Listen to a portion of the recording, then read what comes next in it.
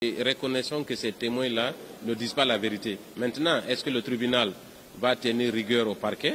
Puisque moi, je pense que les victimes qui sont passées ont donné beaucoup d'éléments. Même si ces témoins-là refutent certaines réalités, il reviendra au tribunal d'apprécier. Mais nous pensons que pour l'instant, beaucoup d'éléments ont été apportés à cette barre et que le moment venu, le tribunal tranchera en fonction surtout de la déclaration des parties civiles qui n'avaient aucun intérêt, encore une fois, de mentir sur qui que ce soit. Nous avons tous vécu en Guinée pendant ces événements et nous pensons que les récits qui ont été faits par les victimes sont assez éloquents et déterminent la responsabilité de la plupart des accusés à cette audience. Le général Baldé a également retenu beaucoup d'informations, malheureusement, et je crois qu'ils se sont tous inscrits dans la logique d'être reconnaissants à celui qui les avait nommés.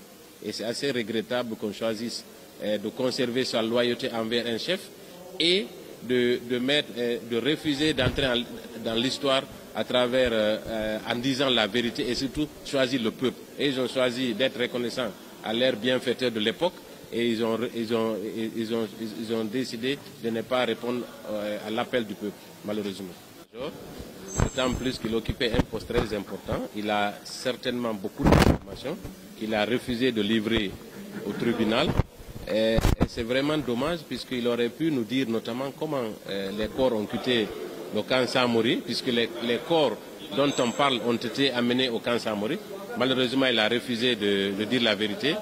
Nous avons tenté par tous les moyens de lui poser des questions afin qu'il se rappelle qu'il a un devoir envers la nation, qu'il a vu net, qu'il lui a tout offert. Malheureusement, il s'est muré dans la dénégation. D'ailleurs, c'est quelqu'un qui aurait dû être poursuivi au même titre que ceux qui sont à la barre de ce tribunal. Malheureusement, l'instruction n'a pas été achevée correctement. Nous comprenons la difficulté qu'avaient les juges, mais nous sommes quand même assez déçus de son témoignage. Nous pensons qu'il n'a pas dit la vérité et qu'il aurait pu entrer dans l'histoire, malheureusement.